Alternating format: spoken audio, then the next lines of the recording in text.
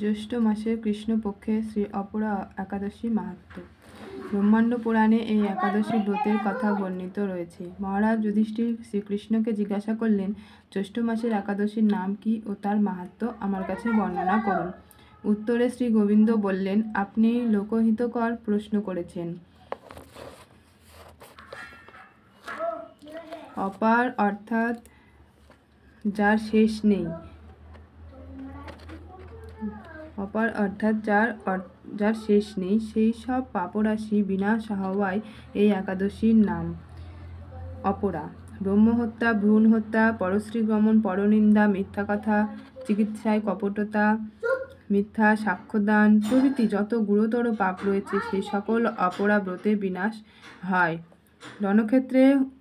রণক্ষেত্র হতে ভয়ে পলায়নে নরকে গতি হয়, কিন্তু অপরাব্রত সাধনের ফলে তার নরকে নিবারিত হয়। শিষ্য যদি গুরুর নিন্দা করে, এই ব্রত দ্বারা সেই পাপ থেকেও উদ্ধার পায়।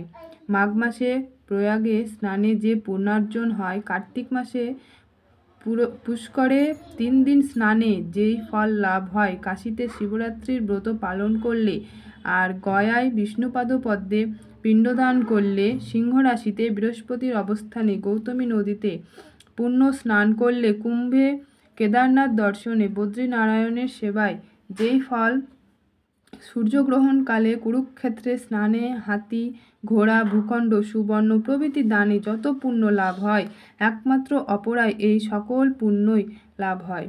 এ জগতে যত গুরুতর পাপ রয়েছে, বনের আগুন যেমন সকল বৃক্ষকে ভস্মীভূত করে, তেমনি এই অপরা ব্রত সকল পাপকেই দগ্ধ করে। এই ব্রত পালনে ত্রিবিক্রম বিষ্ণুর অর্চনা করলে পরম মঙ্গলময় বিষ্ণুলোকে গতি হয়। অপরার সমান ব্রত হয় না। ইহার মাহাত্ম্য পাঠ বা শ্রবণ করলে অনায়াসেই সেই সকল পাপ ধ্বংস হয়। তাহলে আপনারা বুঝতেই পারলেন যে একাদশী পালন করলে কি হয়। বিশেষ করে অপরা একাদশী পালন করলে যারা চুরি করে তাদের পাপও নষ্ট হয়, যারা শিষ্য হয়ে গুরুর নিন্দা করে তাদের পাপও নষ্ট হয়, এবং কাশীতে শিবরাত্রি ব্রত পালন করলে যে ফল লাভ হয় সেটাও আপনারা একাদশী ব্রত পালন করলে হবে। এবং বিষ্ণু পাদপদ্মে পিণ্ডদান করলে, গয়াতে গিয়ে যেই ফল লাভ হয় সেটাও পাবেন আপনারা। তাহলে অনেক কিছু পাচ্ছেন। কেদারনাথ দর্শন করলে কুম্ভতে কেদারনাথ দর্শন করলে বদ্রীনারায়ণের সেবাতে যে ফল লাভ হবে, এবং সূর্যগ্রহণকালে কুরুক্ষেত্রে হাতি ঘোড়া ভূখণ্ড সমস্ত কিছু দান করলে যে ফল লাভ হয় সেইগুলো আপনারা পাচ্ছেন। তাহলে এই একাদশী ব্রত নিশ্চয়ই পালন করা উচিত আমাদের সকলেই একাদশী ব্রত মনোযোগ দিয়ে ভালো করে পালন করবেন। হরে কৃষ্ণ। সকলে ভালো থাকবেন। হরে কৃষ্ণ। আপনারা শ্রবণ করলেন অপরা একাদশী ব্রত মাহাত্ম্য কথা। যদি ভালো লাগে প্লিজ লাইক কমেন্ট শেয়ার করে দেবেন, আর নির্দিষ্ট সময়ের মধ্যে আপনারা পালন করবেন।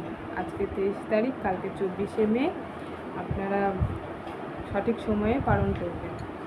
আমাদের পালনের সময়সূচি আমাদের চ্যানেলে দেওয়া আছে এবং পালনের মন্ত্র দেওয়া আছে, আপনারা দেখে নেবেন। রাধে রাধে।